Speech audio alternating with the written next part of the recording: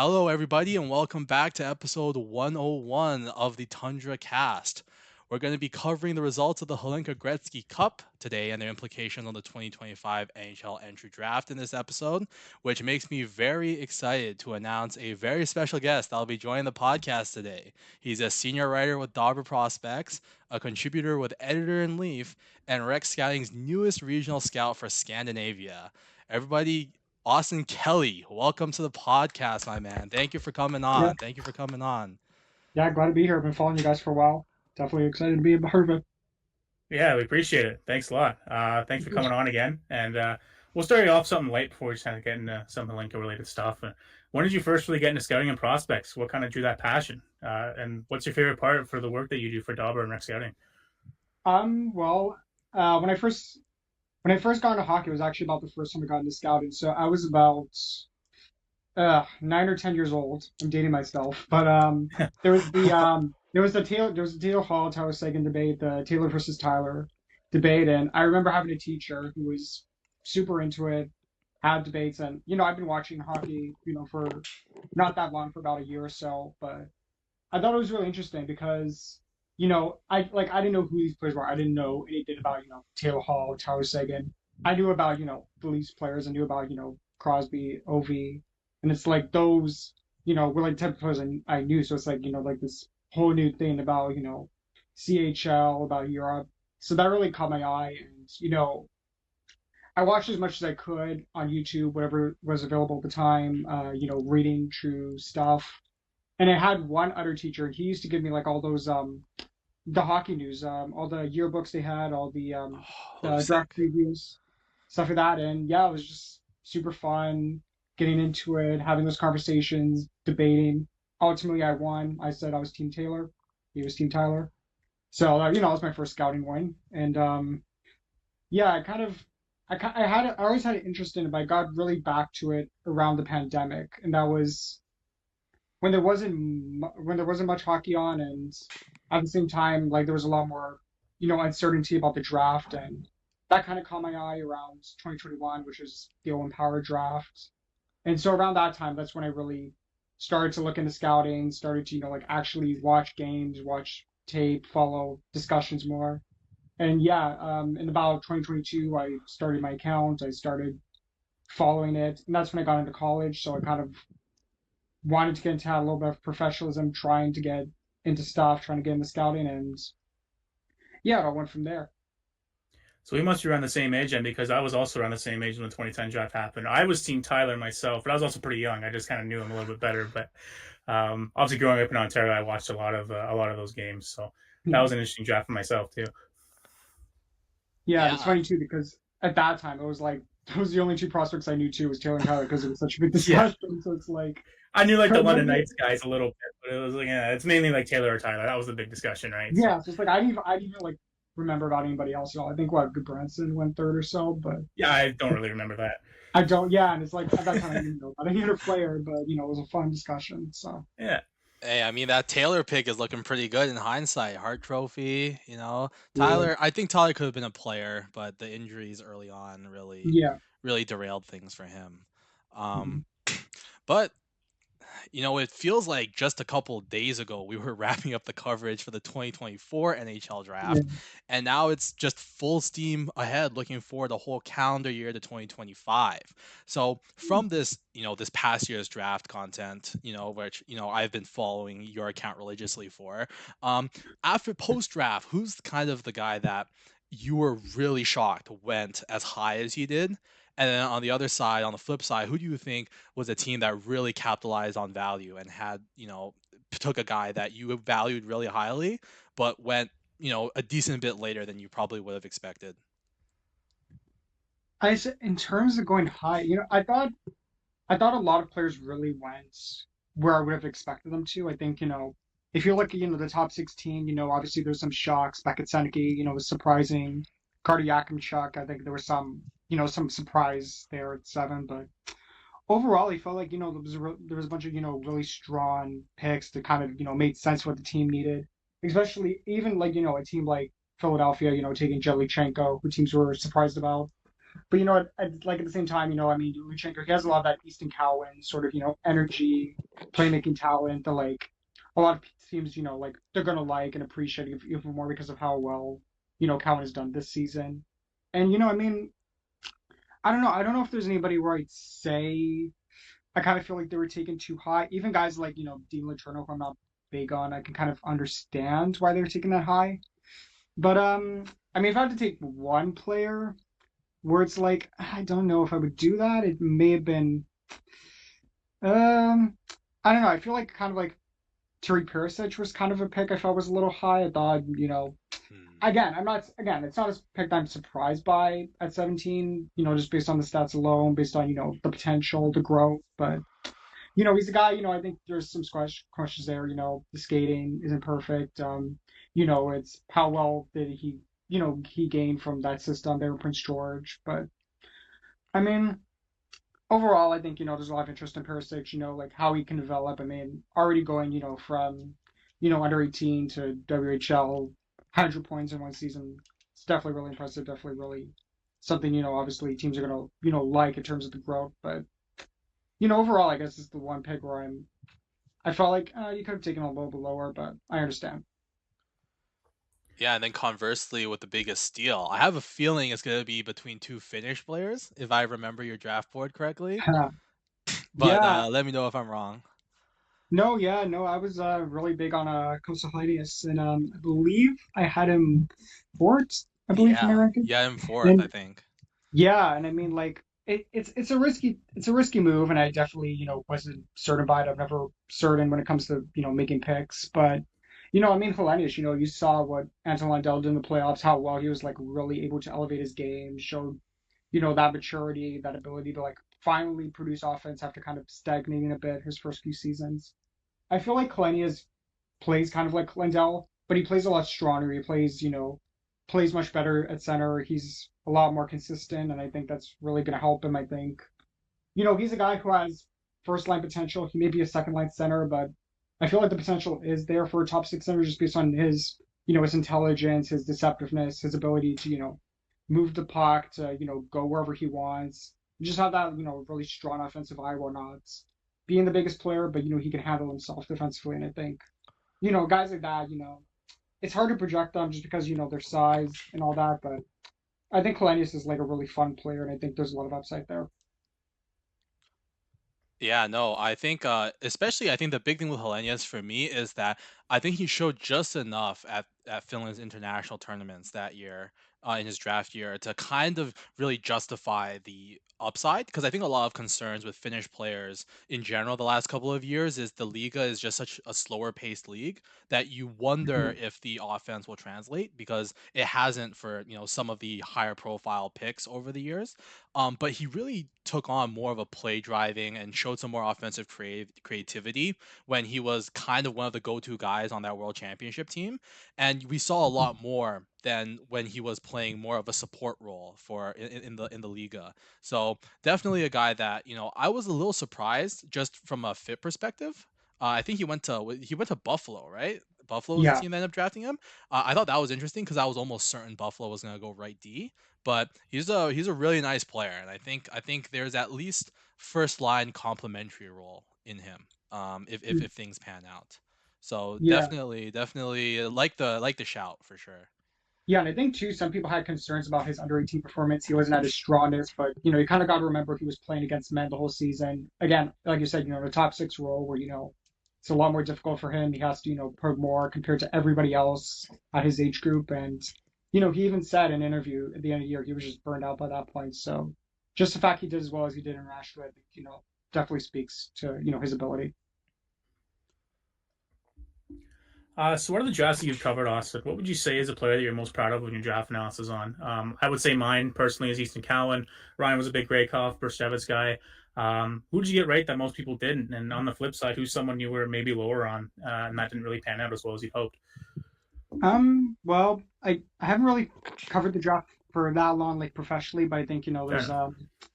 there's a few players I think I've been pretty high on. I was pretty high on Cowan at the time. I had him ranked, I believe, 60th. I think that was kind of a late thing, so I didn't rate him as high as I thought I could have, just because, at the time, he was kind of someone who kind of like blew late for me. I was focused more on Devin Barkey on that team. So I wasn't that focused on Kevin, but I really felt like late in the season, he really impressed me. He was a lot stronger, a lot able to, like kind of assert himself, dominate.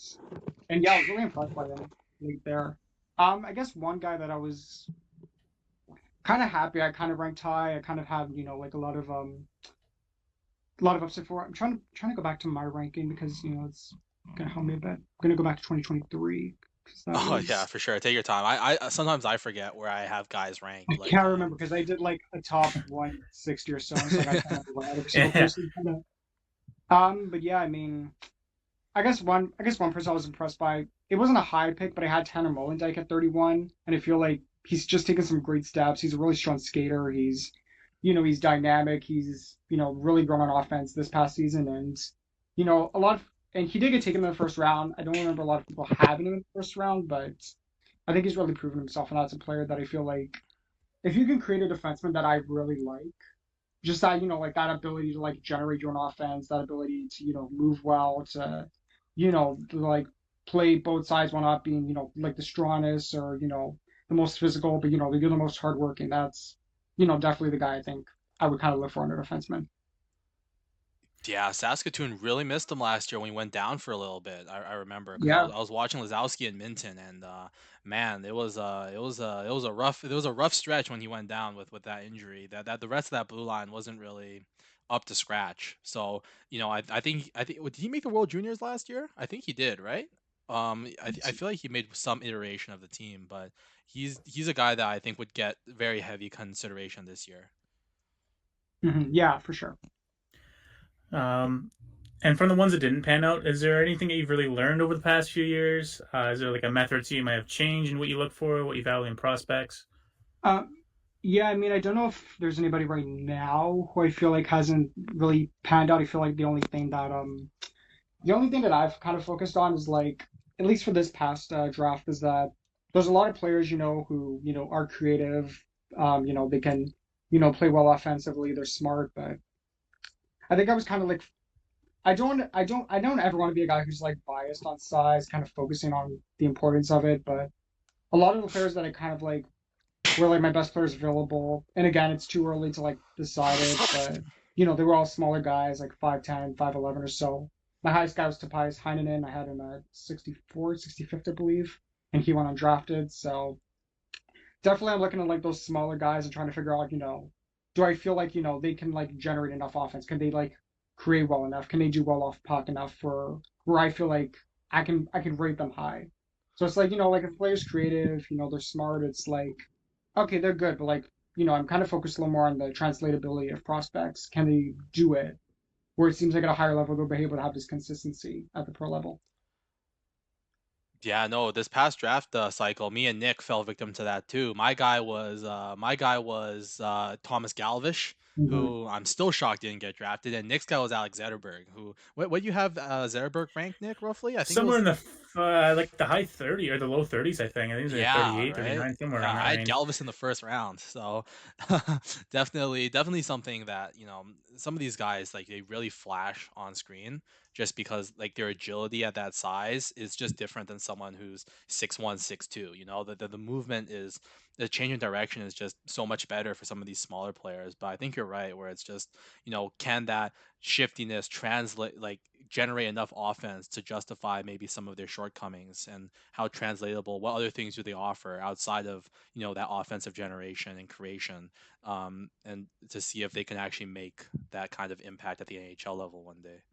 Because you have to like, consider your factors, like the really translatable, aspects of it, the, ability to, like consistently do stuff, away from the puck, be able to, have that, ability, to like hold your own, when you drop the puck and your own end, in the opposition end, like as a player, doing well defensively, or is he just mulling around? So those are definitely things I'm like taking more into consideration now. Yeah, for sure. We're always honing our craft. And I Mhm. think this year's HLinka was a great opportunity for that. A lot of high end Yeah. skill. The HLinka was a ton of fun to watch. I watched pretty much every Canada game. The only one I missed was the semifinal against the U.S. because I had an exam that day. But and then there was a couple of Sweden and Chechnya games that I caught. But who's a guy or guys, if you have more than one, where they weren't maybe necessarily on your radar heading into the tournament, but their performance at that tournament really put them onto the front foot heading into that kind of next stage of draft evaluation. And then on the other side, who's someone where you were pretty high on heading into the tournament, but they didn't really offer as much as you would have hoped to see from them.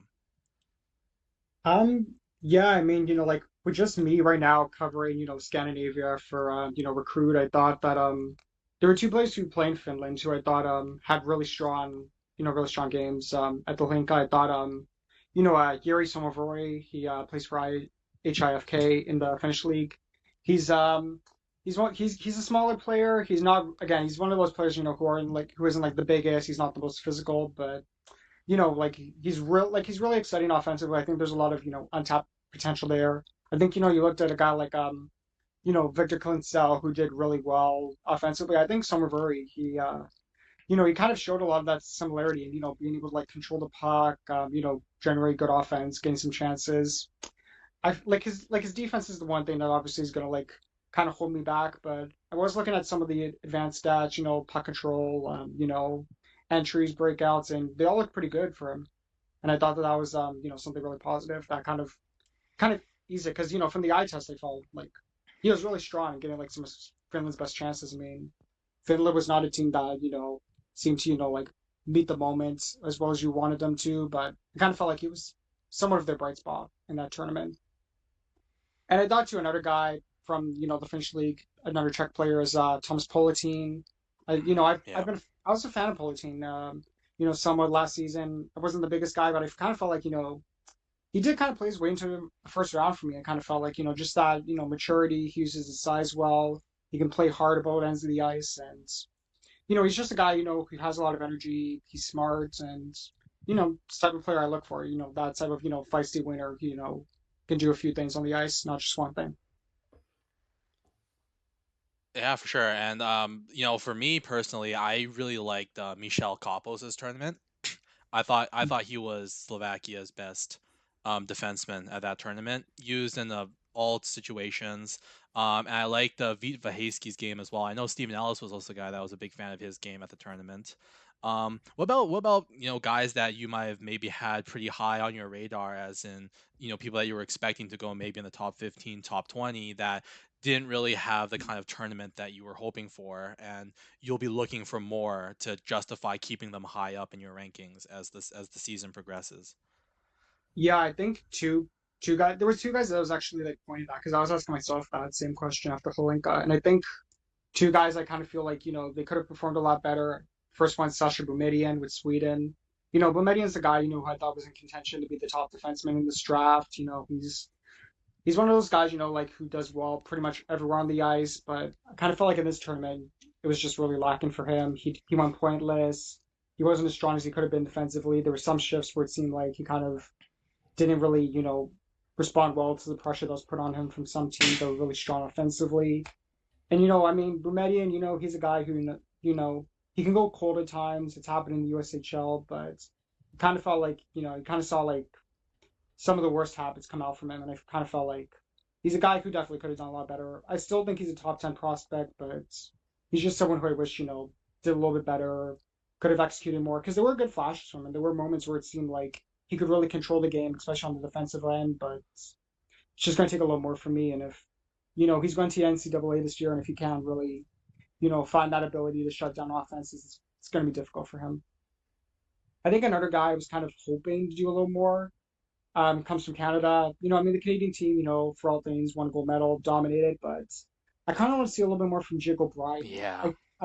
I posted something a few days ago where it was that for players who had 50 more assists as a draft eligible -1 in their OHL season, all the other players went top 30, every single one, and O'Brien has 64 assists. So assists alone, that's it's top 3 territory. But I mean, at this tournament, I guess you can kind of excuse it just because he didn't have really any goal scorers with him. There wasn't any Ben Kindle, there was Nicole Reshny, someone, or Cameron Schmidt. I mean, someone beside him who can like finish. He had some good chances. That one shot that hit crossbar, came inches within scoring. But I was just watching O'Brien. It was just so quiet from him. And I mean, like players can adapt. I think Ben Kindle, he did a really good job, adapting, playing that defensive forward line role. And I just felt like O'Brien, he just couldn't seem to adapt the way he could have. Yeah, it was rough because they put him online and they basically stapled him to Romano because the two of them played some hockey together when they were younger. And Mm-hmm. I think that might have been to a detriment to O'Brien in a sense because, like you mentioned, there wasn't really a certified finisher on any of the iterations of the line that he played on. Um, and it's unfortunate because like the one big thing that I was able to draw from Jake O'Brien from this tournament was he really loves that toe drag into a passer shot. Like that's the only like real thing that I kind of noticed out of him from that tournament. There was like all of his like highlight moments where either he toe drags it and slips it into the slot, or he toe drags it and shoots it, or he toe drags it and loses it. Right. So it was I think he was just really out of sync this tournament. And I think outside of the last game for Sweden, I think Yves Wozniak had a very quiet HLinka as well. He's a guy that I was very high on. I had him in my top 10 before the tournament, and I still think it's there, but he's like a guy like Hemming for me, where I feel like if he can't offer a little bit more on puck and it could kind of dictating the pace of the game, he's someone that might fall down my board as we go through the draft process. Yeah, I saw a few people, kind of echo the same sentiment, and I kind of do agree to an extent. I think if there's one consolation for his Wozniak, I think it's that he wasn't the strongest skater last season, 20 in Sweden, but I felt like at the Linka, he kind of showed a little bit more of that ability to like showcase his speed, showcase his ability to move with the puck.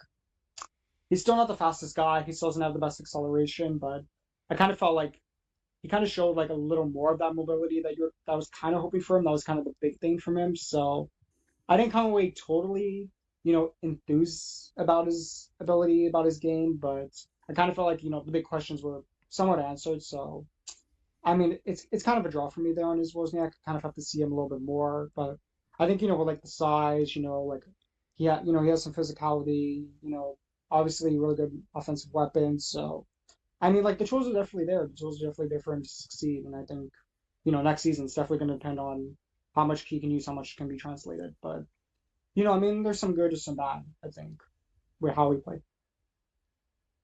For sure, for sure. Jack Ivankovic was a goaltender that's really impressed me over the past year. So just with Mississauga, and he obviously played for the OHL Cup champions there as well. But he really had his coming out party at the HLinka Gretzky. I know goalies are strange, but with Canada's goaltending woes, would you say you have confidence putting him in that conversation as maybe a step towards the right direction? Would you perhaps put him in your first round potentially right now? I think just with his size alone, he's anywhere between 5'11" and 6 feet. I think, that kind of makes it difficult right now to put him in the conversation in the first round. I think, it's easier to, put a guy like Josh Ravensbergen in there just because his size being 6'4". But, I mean, like based on like raw ability and skill alone, I think, there's kind of that argument for Ivan Kovic, I think, as being like the most skilled player in this draft. I think just based on that for goaltenders. But I mean, definitely, I think, Canada, they're looking for that hope. They're looking for that player, who can finally break the curse of underperforming in the past few years. And, I think Ivan Kovic, there was a lot of surprise when Mississauga, they took him because, they had Ryerson Leanders. Yeah. I don't think for a second now that they regret that. I think, he's developed really well under that system. He's developed well playing behind Ivan Kovic and, I mean, behind Ryerson Leanders. And, it's just been, he's just improved and improved. And I think, if he can get to 6 feet, I think he's good. He's going to be alluring. I mean, Ilya Nabokov was like 6 feet, 6'1". Yeah. He was taken in the second round. It doesn't preclude him from being taken. And I think if he's able to like show that size, like if he can play bigger than he is, I think he could easily overcome the odds. It's possible. Well, and there's tons of guys that have been undersized as a goaltender that have dominated. Like I think of a guy like Dustin Wolf, who went way down in the seventh round, Yeah. who was a smaller goaltender. Ian Scott before he got injured and had to retire, obviously. Mm-hmm. But Ravensburg is a good shout as well. It'd be interesting to see how he performs because Prince George is obviously really good last year, and he was awesome there. So Yeah. Yeah, and I mentioned Perisic earlier, and I think, again, it's one of those guys, you're looking for, can they repeat? Can they do the same thing now that older? Is there going to be any regression? And, I think Ravensburg, he's strong, he's talented, he fills the crease well, and he's definitely one of those guys, who I think are like, I wouldn't have him in the first round right now, but I think, he's a really strong second round candidate. Yeah, no, for sure. I think his performance at the HLinka Gretzky was an eye opener for someone like me, who self-admittedly I don't watch the goalies a ton when I'm doing my film reviews. I'm kind of really focused on certain player positions. So when I was watching Mississauga, it was more Jakob Fibiger, Chaz Sharp. I wasn't as much looking at the goalies, but he was. I think it's really the athleticism, the raw athleticism at that Yeah. size that he's not going to be the stereotypical 6'3", 6'4" goalie that most NHL GMs look for, but we've seen with a guy like UC Saros, if your positioning and your athleticism is there, like you can make it at the NHL level and you can be really good. So I'm hopeful for him, for Canada's sake. Because it's looking rough right now compared to America, in net at international Olympic tournaments. But especially um, Russia. oh God, Russia and America right now. It's crazy. It's crazy. Yeah, and I mean, with Ivakovic, he's small, but he's definitely not hard to miss. Yeah. Oh God, he might have been Canada's one of Canada's top three. He was definitely Canada's top three best player at that tournament. Like he's up there with Schaefer and any four that you want to pick. For me at least, I thought he was great. All right, so we're gonna do our first little kind of game here, and this is what I was kind of alluding in the comments with you earlier on Twitter earlier in the week. We're gonna do buy or sell, and basically what I'm gonna do is I'm gonna give you 5 scenarios for this upcoming draft cycle, and I want you and Nick to let me know if you buy the take, so you agree that you think it's like very likely to happen or at least likely to happen, or you sell that take, which means that you think I'm crazy, you think it's ludicrous, and it's not going to happen, right? And for the record, some of these takes, like I actually think could happen. Like I'm not just kind of putting them out there to put them out there. And the first scenario is the one that I was alluding to, where uh, James Higgins will be the third ranked player in the Mm. class by the end of the draft cycle, behind Porter Martone and Matthew Schaefer. You know, I'm not gonna sell on that, but I'm not gonna buy it either. But if I had to lean towards something, I'd probably say that at least right now, I come close to buying it. I think like Oh. yeah, I think right now, like there was definitely that debate about Martone, Higgins, Schaefer after like the World Summer Showcase after the HLinka, where it's like it's a lot closer than I realized it was going to be. I thought like coming into it before that it was going to be, like case shot. It was just going to be completely closed. Something like almost like a Connor Bedard, like it's done, it's finalized. But no, I thought Schaefer, obviously with his Holinka, just how dominant and skillful he was. I think there's really a strong case there, and I think if you look at part of Martin, he looks like the lost Kachuk brother. He really looks like someone who can like impact everywhere on the ice, just dominate at all ends. And I think the one thing that's holding Martin back is that he's not the strongest guy. He's not the most physical. He's about the same weight as James Higgins is, but I mean, it's completely possible. I think what's really going to come down to it is how Higgins does at Boston College. I think that's going to be the one thing that really kind of challenges it. Is he going to like live up to the past of like Fantilli, Celebrini? Is he going to be on that level? And I look at Higgins and it's like, like the Jack Hughes comparisons are there. He could also just be Logan Cooley, and it's like, would you take Logan Cooley or would you take Matthew Tkachuk? So it's going to be interesting, Mm. definitely. What about you, Nick? What are you thinking? I'm kind of on the same wavelength. Like I've watched Higgins for a couple years now, and he's obviously we know how dynamic he can be, how good he can be on his blades. But I agree. I think it's gonna. I think at the same time, it's a little bit of like Celebrini syndrome from last year, where like people didn't really realize how good he really was. And I think with Higgins, it's sort of the same thing. Like he's been really good for the development program since he's been in there, and real good minor career there as well. But it's going to be interesting at Boston College. He's going to probably play in their top six right off the bat. He's going to be playing with a guy maybe like Ryan Leonard, right? So there's going to be opportunity there for him, and we'll just see how that goes. I think for right now, I would make that case for Martone being ahead of him. I don't know yet about Schaefer. I'm not quite on that bandwagon just yet, but I know he's good. I bumped him way up my list. But I would say for right now, Martone has a better chance of leapfrogging him than Schaefer does. But Hagens is like really good. Celebrini, I think, was the more high profile player in his draft year last year. But Hagens, make no mistake, he's a really good player, and he deserves the number one spot, at least for right now. Yeah, and I would add to that too. I think Martone and Higgins is probably closer than I would say Celebrini and Demidov was at the same stage. Mm-hmm. Yeah, I agree easily because I think a lot of people. Cause I remember back when we were doing our draft rankings, Nick. I was the only one who even had Demidov second. I think That's right. that was when Iserman was still considered the preemptive favorite at the second overall pick, and he ended up falling down everyone's draft board by the time the draft came along. But definitely, I think there's a compelling case, and it's interesting you mentioned that Higgins could just be a Logan Cooley because I think this draft reminds me a lot of 2022 with Shane Wright, who is the consensus first overall pick for that draft class for what, like 4 seasons after Mm-hmm. he got the exceptional status in the OHL. You have, a power forward type who, really announced his presence at international tournaments with Martone and Slavkovsky. And then you have the dynamic offensive defenseman who, people were thinking could go number 2 by draft season with Nemec and now Schaefer, right? And then you have the uber skilled Logan Cooley and Anton Frondel, who's just kind of like chilling there in the background. You can even sub in Raibkin if you prefer him over Frondel. But there's kind of that like I don't think there's like that consensus first pick like there has been the last 2 years. So it's gonna be really exciting to go crazy over our draft boards as we progress through the season because I predict there's gonna be a lot of movement. Yeah, and it wouldn't surprise me either if Higgins just closes that door pretty quickly. But right now I think it's completely open.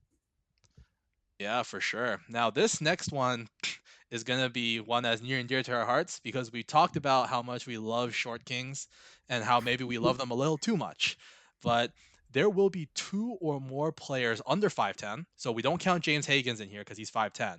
Under 5'10 that will be drafted in the first round of the 2025 NHL entry draft. Hmm. Well, I saw Kovreshny's bumped up to 5'10, so I'm actually going to sell on that.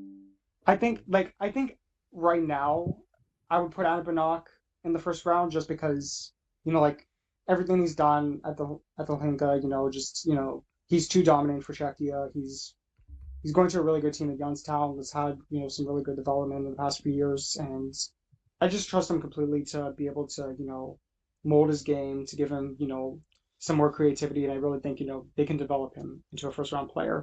And if he goes up to, and there's been rumors about him going up to 5'8" already, so it's like if he could do that, that's all the better. But if you look at a guy like Cameron Schmidt or so, a guy like Philip Etberg, I feel like there's not that same dominance. I feel like they're good players, but it's like are they first round picks or are they just another Alex Zetterberg, another guy who looks good on tape, but on paper there's concerns. So I'm not ready to buy on that take yet, but I think definitely, in a few months, I think, it's definitely possible. A lot of things, to consider, but I think right now I kind of find it hard just based on where I have the players. Yeah, I would kind of agree on that one as well. Like, I think Adam Banach is phenomenal for what he is for a 5'8" player, 5'7" player. So toolsy for his size, very good defensively for his size, and just so quick to pucks, and just makes things happen pretty much every shift he's out there. There's 2 guys that kind of come to mind for me. That's Colin Potter and LJ Mooney, who like Mooney's really little, so like that's going to be interesting to kind of watch him this season. But Colin Potter's going to the NCAA out of the U17 program. So kind of the same way that like Celebrini kind of jumped in the NCAA a year early as well. So I'm kind of excited to see what he can do in the NCAA, even if it's for Arizona State. But we'll see. I mean, I had a couple of guys in my first round already when I posted it a couple months ago that were under that range. But again, like we talked about before, we just want to be a bit more careful nowadays and not turn into an Alex Zetterberg. But I'm excited to see those 2 guys at least. I think Banach is for sure in my first round. He's definitely going to be up there in terms of ranking, but it's going to be interesting to see for sure. Mm-hmm. Yeah, Colin Yeah. Potter is the interesting one for me. Mm-hmm. Just because like Nick mentioned, you don't see a lot of guys jumping into the NCAA out of U17, and if he can play well in that league, It'll go a long way in assuaging GM's concerns about his translatability, right? If you can play in that kind of league at that size, you know, and be productive as jumping straight from U17, that's a potential first round pick there. But if it were me, I'm gonna lean sell just because GMs from this last draft, it seems like they just hate short players. So I think they saw the Florida mold and kind of just went crazy with drafting the bigger guys. Yeah, I kind of agree with like both of you. I think Colin Potter's a guy who's really noticeable on that under 17 team. I have a lot of guys in the under 17 on my first round draft list. Guys like Will Moore, Charlie Treadway, Conrad Fonder, Cole McKinney, all those guys, Curry Miko. So it's like they're all in my first round, and it's like definitely Colin Potter was a guy. A lot of times he really seems to stand out. So it's definitely gonna be interesting. I think for me, at least seeing what he does in a pro level because again, he's going to a good team in Arizona State. They're going to give him some big opportunity when he wasn't going to get at Michigan State, and it's definitely going to be interesting, to see what he does. Can he translate that? That's going to be the big thing. I feel like because just in terms of like skill alone, I think he's one of the top players. I'd say he's probably number two in skill level behind Will Moore. So yeah, it's definitely going to be interesting. All right, we're gonna get on to the next one now. This one is it's a very exceptional Swedish class this year. So, are you gonna buy or sell the fact that there will be more Swedish players drafted in the first round this year than American players? Ugh, I'm gonna sell on that. I just feel like the NDTP class this year is just really strong. Like I said, I have five guys there in my first round, and that doesn't even include Colin Potter, who's leaving. Doesn't include Logan Hensler, who's with the under 18s, now going to NCAA. I just feel like at this point, you just look at all those players, who are really dominant, just like a fantastic crop that they have this year for the under 18s, and it's like as much as I like the Swedish crop, as much as I like guys like Frondell, Boumediene, as Wozniak, I just feel like there's more depth in that USAE crop just because of how strong the NEP is. That doesn't even include guys like Ben Keevan, doesn't include Travis Hayes and UHL.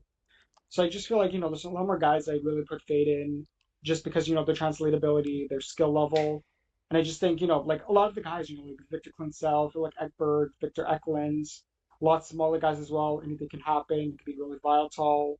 Things could change from them being super high, super low. So I'm not ready to buy on that yet, just because I feel like there's a lot more translatability and skill just based on that under 18 team alone. Yeah, that's true. That's a team with a lot of depth in it and a lot of skill. I'm gonna say buy for right now, only because I think the high end for Sweden in terms of the quantity is really large right now. Um, Especially when you look at Sweden and their HLinka team, for example. Like we didn't really get to see a ton of the other higher profile Swedish players that could go in the first round or perhaps the second round. Or I guess we're just talking about the first round, but I feel like there's like guys like Carl Arnborn who weren't even at that tournament, who's projected to be a first rounder right now, who's a big, strong defenseman. Um, and I just feel like for right now, at least, even though you have Hagens who potentially go high, and there's guys like Logan Hensler and William Moore, who you mentioned as well, who's a really good prospect. I just feel in terms of the quantity, I think Sweden right now has it in the bag. But that could totally change. I mean, it's a long season, but Sweden looks pretty dominant in this draft so far. Mm-hmm. Yeah, I'm gonna hedge my bets here. I There's a bit of a recency bias because I know how strong the American class is. It's just that those great players weren't eligible to come play at the HLinka Gretzky, so they're a little bit further back in my mind. Whereas I've seen a lot of guys from Sweden like Klingsell, Gastreen has been outstanding. I'm really a big fan of Eklund, so I'm gonna lean Sweden for now. But I agree that America's got a really great crop of talent this year, and I think right now I actually have more of them mocked in my first round. But the recency bias from HLinka is playing a strong role, and there's going to be a couple of them playing at the Five Nations too. So I think early momentum, I'm going to lean Sweden, but by the end of the year, who knows what could happen? That American crop is crazy this year. Yeah, I'd say for upside, yeah, I definitely would lean Sweden. I think a lot of guys really stepped up. Like you said, Klinsel stepped up, Gastrin stepped up, and a lot of these guys, they were kind of mixed between the under 18 under 20 this season. So they didn't always get really high looks, but I mean, like all these guys in the under 20, if they can translate, find that same offense they did in the lower level, if they can put that, the higher level, I think that's going to be the one thing that like really, tips the scale if everyone, just finds their way. For sure. All right, number 4. This one's the one that I don't feel is a hot take anymore at this point, but Michael Misa falls out of the top 6 picks on draft night. Hmm. I don't know. Hmm. Actually, I feel like that is the hottest one. Um, like it's just I have Misa right now ranked at 6, so I think like definitely things could change. I think obviously Saginaw winning the Memorial Cup, that's obviously benefiting his player in his favor. Guys like Zane Perek are going to be back, but I mean definitely I think Misa, you know he kind of was a bit steady this past year in the NHL. It was kind of the same thing as just to go back, John Tavares. Like when he went to his draft year, he kind of took a bit of a step back after having a really strong -1 season. And obviously it's different -2, -1, but I mean with Misa, it's like when a guy really doesn't take that big leap, take that big jump in his draft year, it's a little bit of a question, especially when you get exceptional status. But I don't know. I'd say for right now, I'd probably sell on that just because I feel like Saginaw's in a good place. I think Misa's going to get a bigger opportunity next season. I think, he's going to be, a bit stronger. He's going to have more opportunity there. And, I think just for now, I think there is that competition. There's going to be a lot of guys knocking on the door. Hensler, Roger McQueen, Boumediene, I mentioned. A bunch of other guys who can maybe take that on. But I'd say for right now, I'd say Misa's pretty firm in my mind at 6. I mean, things could definitely change. I think I could see a world where it happens where he falls out of the top 6. I don't think like right now I would project that he fall out of the top 6. So I'm actually going to buy on that take. And for me personally, I just feel like there's a lot of strong, big sentiment, good two-way sentiment in this draft as well. If you want to go to Russia, you can look at Ivan Ryabkin, and he's going a bit high, or should potentially go high in this draft. And guys like Roger McQueen and Caleb Desnoyers, who's got that power game to him as well. William Moore is another strong centerman down the middle. I think with Misa, he's a good player. Don't get me wrong. Like what he's done at his age is obviously fantastic. But I think with that exceptional status tag and when you look at GMs around the league and how the draft sort of plays out at times you feel like you do want something more with Misa. Um, and I feel like depending on how the season goes for the three guys I mentioned there, um, he could easily slip out of that top 6 range. And that's just me personally. I think he's going to have a big year, and I think he's totally capable of that. He's a fantastic player. There's a reason why he's as highly touted as he has been for so long. Um, but it's going to take a little bit, I think, to really get on that bandwagon for me. Yeah, I mean, I think the thing with Misa is I think he's going to start this season behind the 8 ball, and he's going to have to prove to a lot of drafts scouts and analysts and NHL teams that he's worthy of that top 5, top 3 even investment. And I think the skill is there. My question is, how much of his plateau last season was just kind of getting buried on the depth chart a little bit by a really deep Saginaw squad, and if what's really just holding him back is simply ice time and opportunity, right? And how much of it is this is kind of the kind of player he's just going to be, which is still a really great player and certainly a top 10 pick, but maybe not necessarily worth that top 5, top 6 investment if there are, stronger all-around players like Nick mentioned. So I'm going to lean by for now, but he's definitely a guy that I could see even being in the top 3 if he just pulls, his form back together and goes on a crazy run. All right, and this last one is going to be Blake Fiddler is going to be the first American defenseman drafted in this year's NHL draft class. That's something I'm probably admittedly like at least for right now I feel admittedly that it's something I'm going to sell on pretty set forward. You know, I kind of feel like I do like Fiddler. I think his game is really mature. I think he's a really solid defensive defenseman. But I mean I hate to bring points into this. I hate to like just focus on raw points. But there's not a lot of players, with like his profile statistically who really go in the first round. The guys closest to him are a guy like maybe Charlie Ellick, who went early in the second. And I think, that's kind of more like it, where I see kind of him going. I think if Ellick, who I kind of felt like had better puck skills, doesn't go first round, it's hard to see Fiddler go first round, especially, like a draft where you kind of feel like the defense is pretty solid. There's a lot of big guys who can really dominate and, play a lot better offensively, Jackson Smith, Carter Miko, guys like that. I mean, it's definitely going to be really tough. I think, it's definitely a tough hill for him to climb just based on, where his offense is. But, he definitely, showed some good signs of, him being able to be a leader for that HLinka team that didn't have a lot going for it. And, I mean, Fiddler, I think, he's possible. He's a guy who maybe sneaks into the first rounds. I wouldn't have him in the first round right now, but I just feel like, where he is as a player just from last season, it's kind of hard to justify a first round player right now, but I'm not gonna put it past GMs to potentially do it. When they fall in love with size, when they fall in love with character, son of former NHLer. So it's possible. I'm gonna sell right now, but I'll leave it open. It's possible. I agree. I'm going to sell on that one as well, just because I think right now Hensler and Trethway are just on different levels right now. But Fiddler is in that conversation for the first round for me, at least for right now. But it'll take a little bit of time before that really settles out. Yeah, for sure. I mean, he's a guy I've had my eye on pretty early on because he's on the Edmonton Oil Kings, and with HLinka going over there, he was a guy kind of circled as someone. So I really want to root for him and hope that he shows a lot.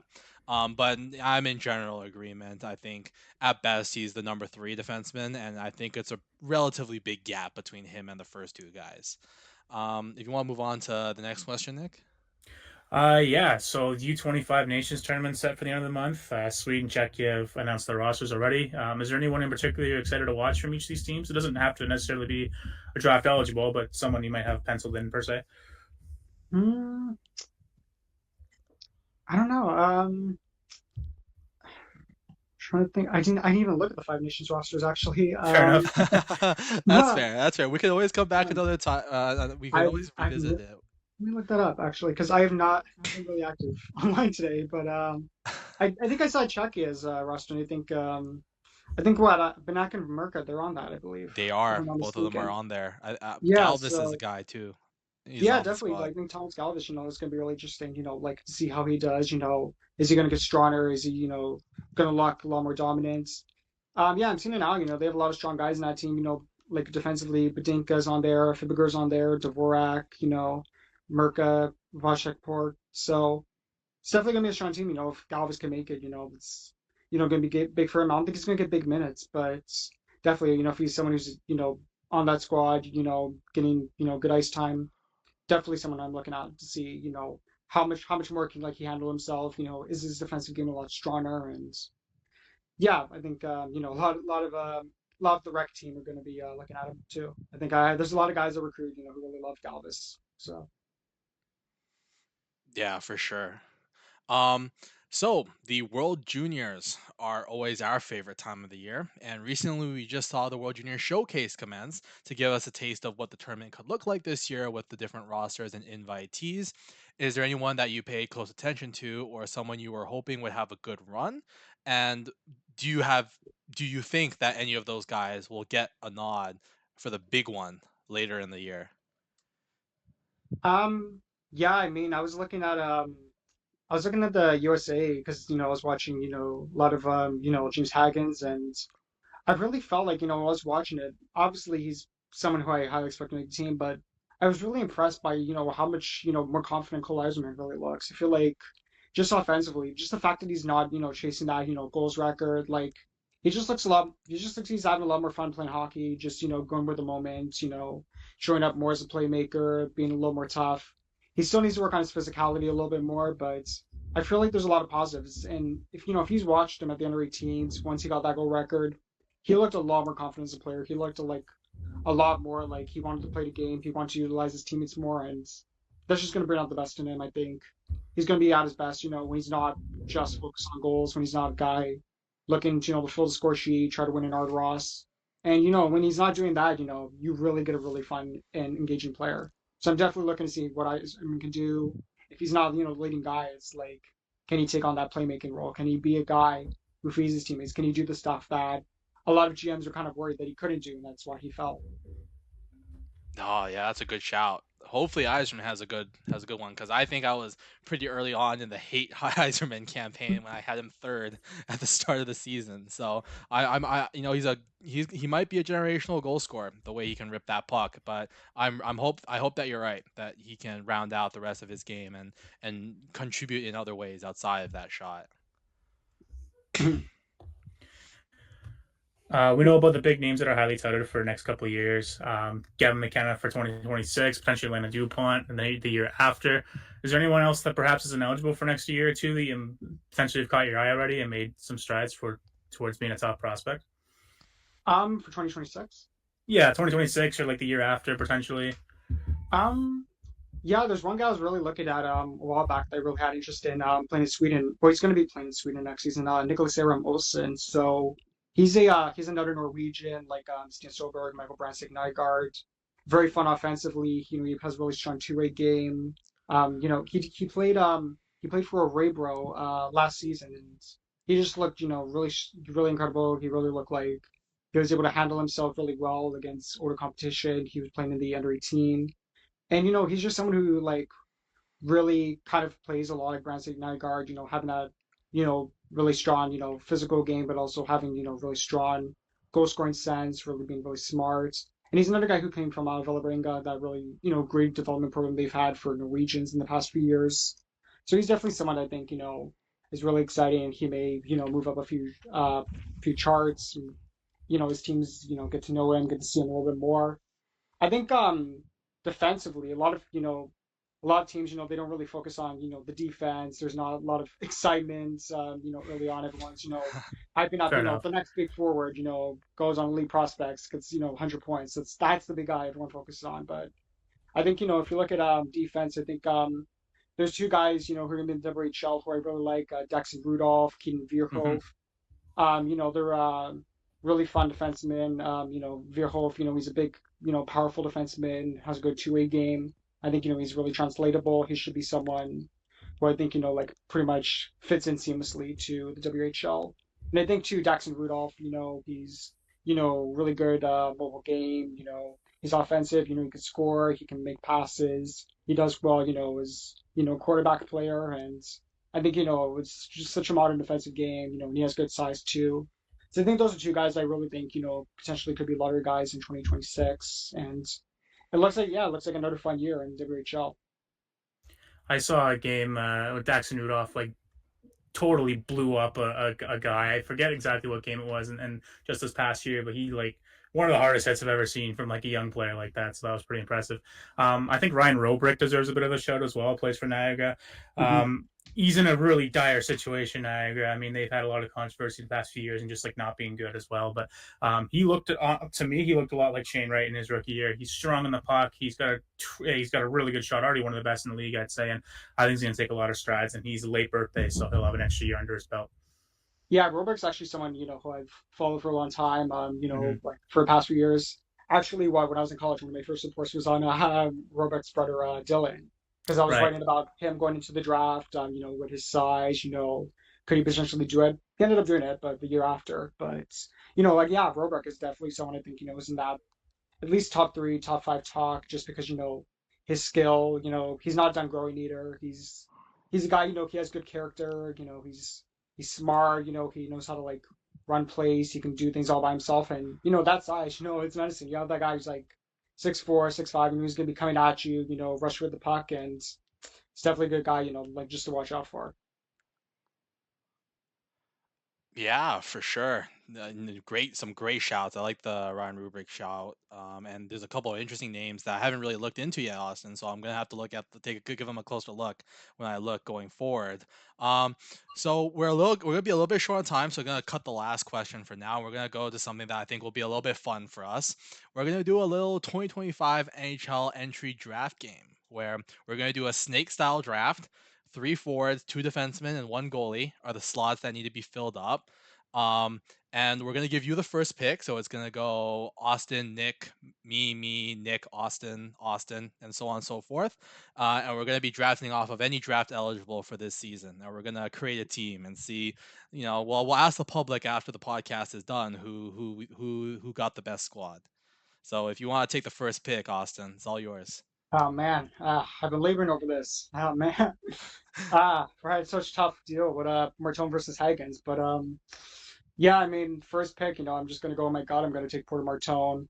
Feel like like I said, he's the third Kachuk brother. He really plays that game well. He's a guy who wins. He does everything on the ice, and just the type of player I love. All right, Nick, you're on the board.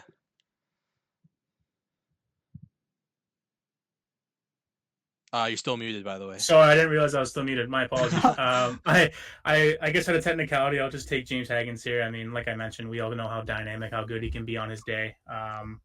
Yeah, I think he'll be a good piece to build around. Yeah, I'm with back-to-back picks here. I'm gonna take the first defenseman off the board. I'm gonna go with Matthew Schaefer, and then with my fourth pick, I'm gonna go with Anton Frundell. So get a defenseman and a forward in there. Taking Matthew Schaefer. Let's see here. What do I want? I'll go Logan Hensler, right-hand D, slick skater. Play on that same team as Higgins too, so a little bit of chemistry there. Potentially could be the first D to go. He's the top D, at least for me for right now. And so Schaefer, obviously, but he wasn't in my previous rankings there. But I'll go Hensler here. All right. Obviously, I think pretty easy person to go with here is Ivan Rapkin. I think obviously makes sense. Like offensively, I think he's top 3 prospect. I think he's in that conversation. He's right below like Demidov and Michkov for me, but he's not that far behind. I think he's close, and if he has a big season, maybe he jumps into that conversation as well. Did you guys pick Michael Misa? Or No, we no? have not taken Michael Misa yet. No, so yeah, okay, I'll take Michael Misa there. That pick. All right, going three Doesn't really forwards fit. early. Strong 3 forwards. That's a great like 3 front forwards. Oh man. All right. Are you gonna take your boy, Nick? Yeah, I'll take my boy. I'll take Aaron Bannock. Why not? I had a feeling. Well, I'll take him if he's still on the board. He's just a brilliant player, man. He's like I mentioned, he's so toolsy. He just does everything well on the ice, and he'd be a good compliment there to Higgins, I think, as well. Yeah, no, for sure. I'm, back-to-back picks for me again. I'm gonna take my boy, Roger McQueen. Think he's, that power forward. I think a lot of people are gonna like his game as he continues to progress this year. A bit of a project, but I love his puck protection skills. He plays big. And I think he's got a good shot, even though he's primarily a playmaker. And then I'm gonna pair that out. I'm gonna round out my defense with Boumedienne. I'm still very high on him, even though he had a tough HLinka, didn't play the second half of the game against Canada. But I think he's in for a big offensive year in the NCAA. And I always tend to like those kinds of players, like Zeev Boyum last year. I was pounding him at the table for him as a top 3 player, and I have a gut feeling Boumedienne is going to be like that for me again this year. All right, Nick, back to you. Let's see. So I've got Higgins, I got Bannock, and I've got Hensler. I'm gonna go Malcolm Spence. I really like his all around game. I like the way how competitive he is. Has had a good career up to this point for Erie as well. He's got around a little bit of inconsistencies, but I think overall he's got a really good package that's really intriguing for me. All right, time to take a 4 forward. Okay, so I'm gonna go with Reese Hamilton of the WHL. I think he's like I said before about some other guys. He's a modern defenseman. He does well with the puck. He's offensively talented. He can play pretty well on defense on the power play. I think he's a guy you can kind of use in a few different situations. He's very mature. Yes, we had a little bit of a cutoff, everybody, but we're back. We're back. Austin was just telling us how much he loves Reese Hamilton, and then I was concurring. I think Reese Hamilton is great as well. Don't worry, this was all gonna be edited in post, Austin, so we won't see this scramble. But yeah, no, definitely. Just go back to Hamilton. Like I said, great skater, very high IQ, smart guy. Can definitely do a lot of different stuff in different situations you put him in, and it's just a guy, highly reliable. I think, he could be a potential 2 or 3 defenseman on any team. Yeah, for sure. All right. So we got Hamilton, and then you got another pick, Austin. Yes, you're back Yeah. to back, right? Oh yeah, another defense. Yeah, I'll go another defenseman. I'll go with Charlie Jorway. Another guy, who I kind of feel like, kind of fits that modern mold, mold, can do a bit of everything, really fun talent, really smart, high IQ. And, I mean, I think they're a type of guy, I don't know how well the fit would be, but I think, they'd probably find a way. Yeah, no, I like the Trethway pick too. I think he was a little bit higher on my board than Hamilton, but I agree. Both of them are exceptional skaters, exceptional talents. All right, Nick, who you got? So if I'm building a team, I should be taking a lefty here, but I'm not going to do that. I'm going to take Alex Wang. I just when I watched Chicoutimi last year, and like they have a lot of young players, I really thought Wang was the most impressive to me, and he's just a great puck distributor. He's gained a lot of confidence over the year, and he had a bit of a slower HLinka tournament to start, but I think he really picked it up and really showed why he deserves to be among the conversation of some of the top defensemen. And I think he can really create some offense and a team that's going to be really good this year. I think in the Quebec League. Yeah, I know they got Guite too, Yeah, his teammate on the Helinka. I love his shooting ability and his finishing. He showed off that shot a couple of times. And Huang was steady, and I think it was tough for him to impress on a pair with Schaefer.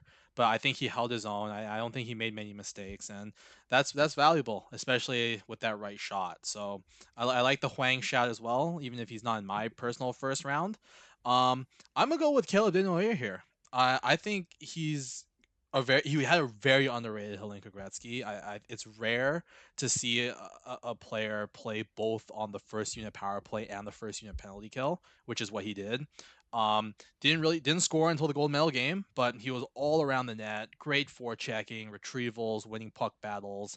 Getting back on defense. Really great attention to detail. And he was a monster at the face-off dot. I saw Grant McCagg had a tweet about that. He was like 58% draws or something like that for the tournament. Outstanding face-off man, and I think he's a guy that I liken a little bit to MBN, but I think I might like Dino A a little bit better than I liked MBN, and I liked MBN a lot. Um, so I got back-to-back picks here, and with my goalie, it's tough because I'm trying to pick between Ivan Kovic, who's the guy I really love, and Ravensburger, who's I think the more highly touted prospect. Um, I'm gonna go Ivan Kovic, which might be a shocking pick, but I've been a huge fan of his game so far, and I think he's gonna be a legit player. All right, Nick, back to you. I guess I got to take a goalie here as well. I'll take Ravensburgen. Obviously, he was dominant last year in the WHL, big goaltender. Um, I think he's got potential to stop a lot of pucks, and that's all you need out of your goaltender sometimes. So Yeah, and I'm going to take the guy who I think potentially could be the best player in this draft for goalies. I think I'm going to take Love Herenstam out of mm-hmm. Sweden. So he's not the biggest guy. He's 6'1", but he has really strong athleticism. He's really mature. He really does well, covering the nets. He's a lot of similarities, I think, to Jesper Wallstedt. Played on the same team, and I've seen Wallstedt say, he's a great talent. A lot of people around Sweden have said, he's probably the best goalie that they've had since Wallstedt. I think he's a guy who, if he was around Wallstedt's height and maybe around 6'3", I think he's a guy I'd probably have in my first round even, just because his athleticism, like his IQ, just how like mature he is about everyone else. I've heard potentially he could get chances in the SHL, maybe in the Allsvenskan, but it wouldn't surprise me. He did kind of lose some time because he had a meniscus tear that derailed his season a little bit, kind of hurt him. But he's definitely my favorite goalie in terms of skill, in terms of how mature he's progressed in the past few years, and yeah, I think he definitely could be someone interesting. I think he could have the best shot of like rivaling Ravensburg to be the number one guy. And you kind of think about a Luleå goalie, Swedish, going up against a tall WHL goalie, kind of gives you that Costa versus Wallstedt kind of comparison almost, which is kind of fun Oh to think yeah, about. that's fair. That's fair. Oh Mm. man, maybe I waffled with my first goalie pick. I had the pick of Yeah. the lot. recency bias. I'm a sucker Yeah, for no, recency bias, fair. but yeah, there goes the draft. Look out for the post, Austin. There's gonna be a post with graphics on our teams, and All we're right. gonna be getting the public perception. So let's see who did the best. I don't know. I don't think we took enough 5-7 players. I think No, I not don't think so either. everyone they won't like it. I'm surprised. I don't think anyone took William Moore. I once I picked Spence. He's my last forward. I was like, I should have taken William Moore. He would have been great there. But oh Ah, well, yeah, I'll he take would have Spence. been. He's my unofficial BPA. How can you not draft him? You're gonna hear it. You're gonna hear it. Yeah, no, for Right. sure, for sure. All right. Well, thanks so much again for jumping on the pod. I think that's a lot of questions that we got here. With the last minute here before you end the pod, anything you'd like to say? Any account you want to plug? Please feel free. The floor is yours. Yeah, I mean, definitely, gonna, plug Recruit Scouting, RecScouting. They've done fantastic work in the past few years. I'm just super happy to be a part of it, being able to, work alongside them. They have some great people, who've helped me along, unofficially in the past few years, and just working with them, I already feel like I haven't done anything yet except for like one HLinka preview, but I feel like, I've already learned a good amount from them. I definitely want to shout out Double Prospects. Have something coming up in the next few days that I'm going to be doing with them for a preview, and yeah, definitely would recommend reading that. My account, Austin Reporting, posts about prospects. Going to be posting a lot about Scandinavia with RecScouting. So, if you really like Swedish and Finnish players, definitely I think hopefully I'm one guy to watch for that. All right, Austin, it Yeah, was a pleasure. Everybody, make sure to go follow Austin over on Twitter at Austin Reporting. Great insight. I go to it every so often just to compare my draft board to his. Thank you so much again for coming on. Hopefully, we can do this again sometime further into the season, maybe pre-World Juniors, post-World Juniors. It's been a blast. yeah, We for really sure. appreciate it. That's definitely when I'm going to have my next ranking. So, definitely would love to talk about that too. Probably going to put my rankings. Probably going to put my rankings up in next few days. I have it about as done as I think it could be. Still not super excited about them. I never am, but Yeah, I never you am know, either. Yeah, Yeah. you just gotta bite the bullet. it's about as confident as I can be. I'm just gonna, do it and be like, close my eyes and just press signs. Yeah. All right. Thank you again, everybody, for watching. Thank you, Austin, for coming on the pod. And we'll catch all of you guys next time.